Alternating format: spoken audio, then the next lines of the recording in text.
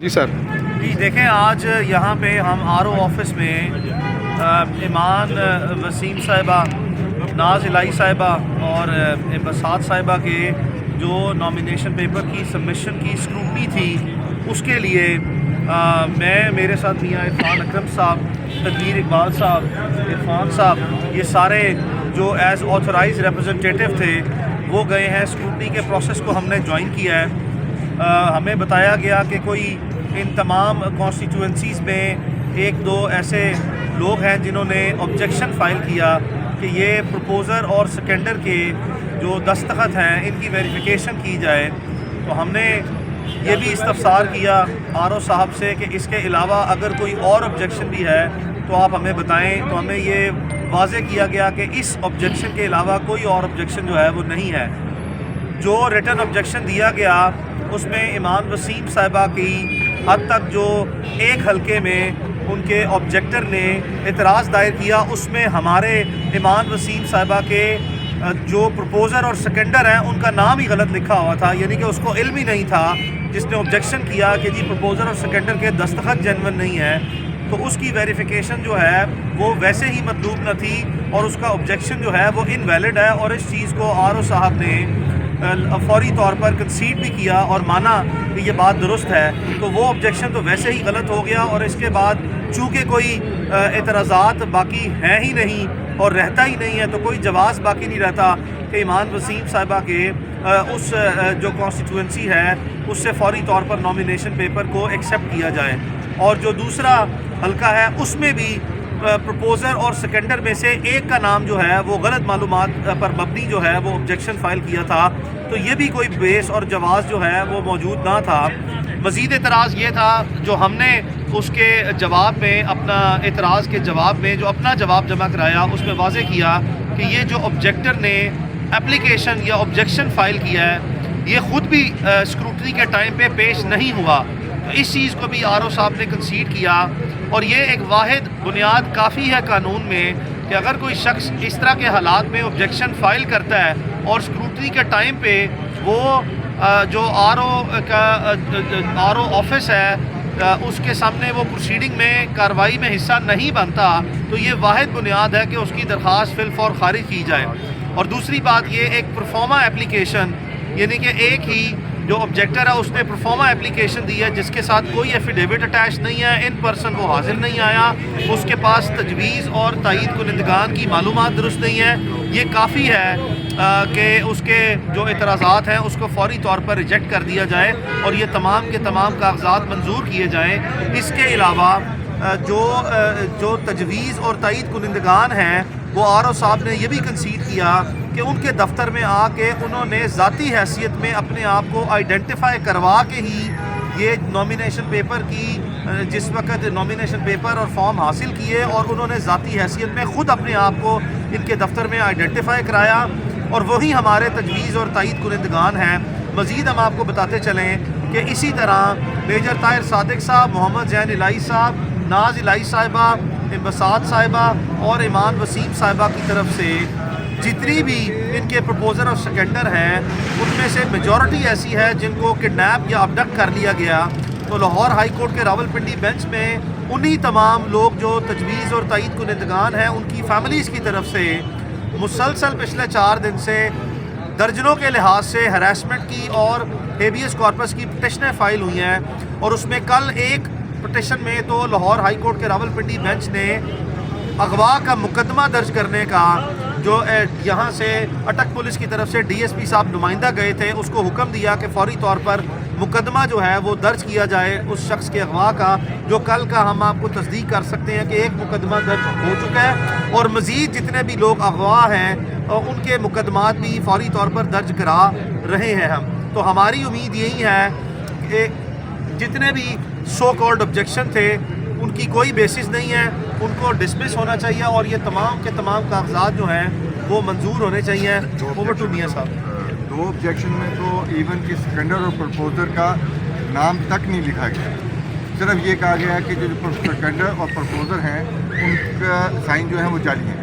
تو میرے لیے کسی ایک بندے کی ایک فیک سی اپلیکیشن کے آنے سے जो बंदा ना आज हाज़िर हुआ है, आज हमने यहाँ पर हमारे पास 11 बजे का टाइम दिया गया था और इस वक्त आप देख लें कि हम तकरीबन पौने 1 हो गए हैं। हमने इंतज़ार किया, बाहर उनको कहा आवाज़ दिलवाएं, लेकिन जो ऑब्जेक्टर था वो हाज़िर नहीं हुआ और हम अब जवाब दे के उसके ऑब्जेक्शंस का और ये लिखवा के अपना ये भी ऑब्जेक्शन फाइल करके कि ये ऑब्जेक्टेड भी जाली है और इसके भी किसी ने जाली दस्तखत करके तो ये ऑब्जेक्शन जो है वो मूव की है। जो बंदा आज हाज़िर ही नहीं हुआ और उसकी तरफ से जो भी ऑब्जेक्शन है और जिसमें नाम भी गलत हैं, बल्कि नाम लिखे ही नहीं गए उसके ऑब्जेक्शन में, सिर्फ ये कहा गया कि प्रपोजल और स्कैंडर जो है वो उनके साइन जो है वो जाली हैं। प्रपोजल और स्कैंडर्स की तरफ से हमने एफिडेविट भी पेश कर दिए हैं, उनके हाई कोर्ट में पिटिशन भी फाइल कर दिए हैं, तो हमें यहाँ पर आने नहीं दिया जा रहा। तो मेरा ख्याल हमें उम्मीद है कि अगर कानून के दायरे में रह जाए तो आज इनकी स्क्रूटनी के बाद इन सब के जो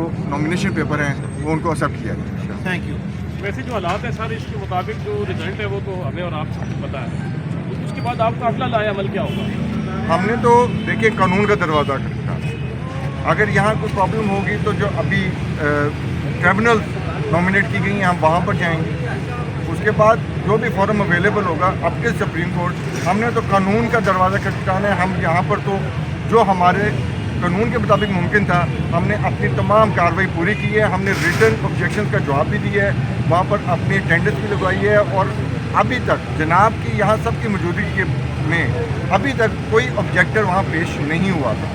अगर होता तो शायद मेरे साथ आपको वो भी इंटरव्यू दे रहा होता कि मैंने ऑब्जेक्शन क्यों फाइल की थी। वो एक बोगस किस्म का ऑब्जेक्टर है, शायद वो बंदे को खुद है ना ही पता नहीं हो। है, कोई आया ही नहीं है। उस कोई ऐसा ऑब्जेक्टर ने कोई ऐसा राब्ता जो है आरओ ऑफिस के साथ बाज़ाब्ता दरख्वास्त दे के जो हमारे प्रपोजर और सेकेंडर हैं उनकी डिटेल हासिल ही नहीं की, वो कभी यहाँ पे आया ही नहीं है। यहाँ पे जादू सबमिशन भी नहीं था। अजीब किस्म की जो है वो चीज़ें अजीबो गरीब रूनुमा हो रही हैं कि ख़ुद ब खुद उनकी दरख्वास्तें उनके आए बगैर यहाँ पे दरख्वास्तें दायर हो जाती हैं। उन दरख्वास्तों को एंटरटेन भी कर लिया जाता है और उनके ऊपर उन दरख्वास्त जो कि ऑब्जेक्टर है उस एतराज़ कुनिंदा पर भी कोई एतराज़ नहीं उठाता कि भाई तुम तो सामने आओ, अपनी शनाख्त कराओ और बताओ तुम्हारे पास बेसिस क्या है। उनके पास कोई किसी किस्म की दस्तावेज़, कोई बुनियादी मालूमात सिरे से मौजूद ही नहीं है जिसकी बुनियाद पर वो अपना एतराज़ दायर कर सकें। और इस तरह के जो हॉस्टल सर्कमस्टेंसेस हैं आपने दुरुस्त तौर पर निशानदेही की है।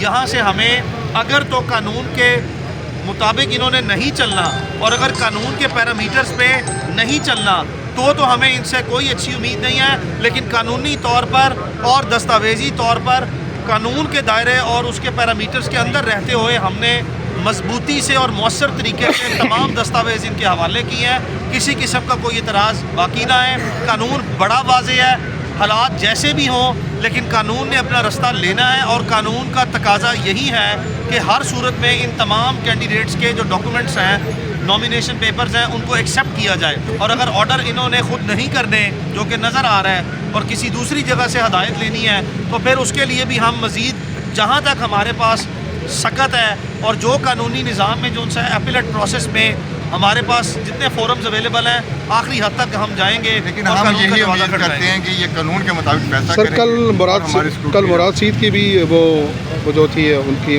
नाअहल कर दिया गया, इनको वो नहीं इलेक्शन लड़ सकते। तो सुनने में मेजर तरसादी की और जैन लाई की भी इसको उसी तरीके से नाअहल किया जाएगा कि वो इलेक्शन ना लड़ सकें। देखिए अभी तो सिर्फ सुनने में है सर। मैं बार बार यही कह रहा हूँ कि हम उम्मीद अच्छे की उम्मीद रखते हैं। हम समझते हैं और ये उम्मीद करते हैं इनसे कि ये कानून के मुताबिक चलेंगे और अगर कोई गैर कानूनी अमल यहाँ से हुआ तो फिर हमारे पास अगले फोरम अवेलेबल है, हम तो आखिरी दरवाजे तक खटखटाएंगे। सर आप आइन और कानून की बालादस्ती के लिए काम कर रहे हैं। कल नून लीग के उम्मीदवार आए तो तमाम गेट खुले थे और आर ओ के ऑफिस अंदर जी मेरी भी रसाई थी और जो अगर कोई अफवान शहरी है उसकी भी रसाई वहाँ था। तो आज जिस तरीके से पाबंदी है तो आप क्या समझते हैं कि ये इम्तियाजी सलूक हो रहा है? देखिए ये इम्तियाजी सलूक नहीं, ये मेरे लिए भी बहुत हैरानकुन बात थी। आप सब लोग यहाँ खड़े हैं और आप देख लें कि आपको इस बैरियर से आगे भी नहीं जाने दिया गया और हमें बाकायदा पूरी स्क्रूटनी 5-5 लेयर्स हैं, 5-5 लेयर्स हैं। एक यहाँ खड़ी है, फिर इसके 10 कदम बाद फिर एक खड़ी है, फिर 10 कदम बाद एक खड़ी है। हर जगह उन्होंने हमारी वेरिफिकेशन की है, पूरी आइडेंटिफिकेशन की है। बेसिकली तो ये स्क्रूटनी है, तो वो स्क्रू कर रहे हैं, स्क्रू करने करके तो हमें फिर उन्होंने निकाला है। बड़ी अजीब सा माहौल है। اتنا سخت ماحول تو میرا خیال شاید ڈسٹرکٹ جیل میں نہیں ہوگا جتنا یہاں پر انہوں نے آج کریٹ کیا ہوا ہے. اور اندر بڑی بیچارے اکیلے آر او صاحب بیٹھے ہیں اور وہ بھی کافی سہمے بیٹھے ہیں. تو اللہ ان کے ساتھ بھی بہتر کرے اور اللہ ان سب کو قانون کے مطابق عمل کرا. Thank you. شکریہ جی بھائی جان, تھینک یو.